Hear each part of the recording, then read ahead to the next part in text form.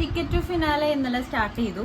So big boss പറഞ്ഞത് എന്താണെന്ന് വെച്ചാൽ ഒരു ഗ്രൂപ്പ് അല്ലെങ്കിൽ ഒരു പേഴ്സൺ എന്നുള്ള രീതിയിലാണ് സംസാരിച്ചത്.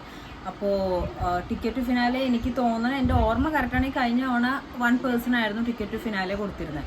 പക്ഷെ ഇപ്പോൾ ഇല്ല, ഒരു ഗ്രൂപ്പിലോട്ടോ അല്ലെങ്കിൽ ഒരു പർട്ടിക്കുലർ പേഴ്സൺ ഈസ് ഓക്കെ. പക്ഷെ ഒരു ഗ്രൂപ്പിലോട്ട് വരുന്ന വിഷയം എന്താണെന്ന് വെച്ച് കഴിഞ്ഞാൽ 2 ആഴ്ചത്തേക്കുള്ള ടാസ്ക്കാണ് എന്ത് ടിക്കറ്റ് ടു ഫിനാലെ എന്ന് പറയുന്നത് അല്ലേ. അപ്പോൾ ഇപ്പോൾ ഉദാഹരണത്തിന് ഇപ്പോൾ നെക്സ്റ്റ് ടീമാണ് ലീഡ് ചെയ്യുന്നതെന്ന് നോക്കിയാൽ, നെക്സ്റ്റ് ടീമിൽ നിന്ന് ഒരാൾ എവിറ്റായി പോയി, നന്നായിട്ട് കളിക്കുന്ന ഒരാളോ എന്തോ ആയിക്കോട്ടെ എവിറ്റായി പോയി കഴിയുമ്പോൾ നെക്സ്റ്റ് ടീമിലെ മാൻ പവർ അവിടെ ലോ ആവുകയാണ്. അപ്പോൾ അങ്ങനെ വരുമ്പോൾ ആ നെക്സ്റ്റ് ടീം നേരെ താഴോട്ട് ഇരിക്കുകയാണ്.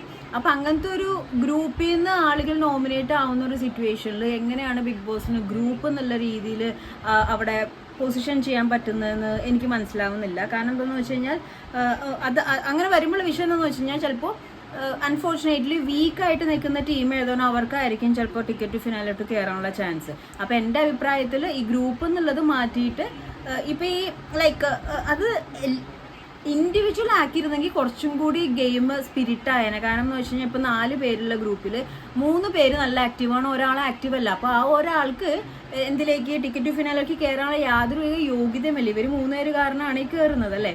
അപ്പോൾ അതിനെ ഒന്ന് മാറ്റിയെടുത്തിട്ട് മേ ബി ലൈക്ക്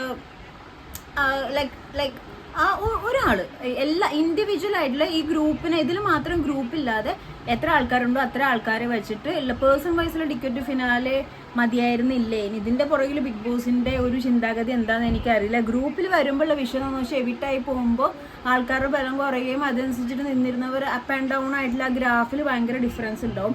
ഇത് എൻ്റെ ഒരു ഡൗട്ടാണ്. And at the same time yes, Sreethu അവിടെ ഇങ്ങനെ ഒരു സംഭവം അവിടെ ചോദിക്കുകയും ചെയ്തു, ബിഗ് ബോസിനോടുള്ള ഒരു ചോദ്യമായിട്ട് അവിടെ ഉന്നയിക്കുകയും ചെയ്തു. അപ്പോൾ വളരെ ലോജിക്കായിട്ടുള്ള സംഭവമായിട്ടാണ് എനിക്ക് ഫീൽ ചെയ്തത്. നിങ്ങളുടെ അഭിപ്രായം എന്താണെന്ന് കമൻറ്റ് ചെയ്യുക. So ticket to finale directly individual പേഴ്സൺസിനാണോ നല്ലത്, ഗ്രൂപ്പാണോ നല്ലതെന്ന് കമൻറ്റ് ചെയ്യുക.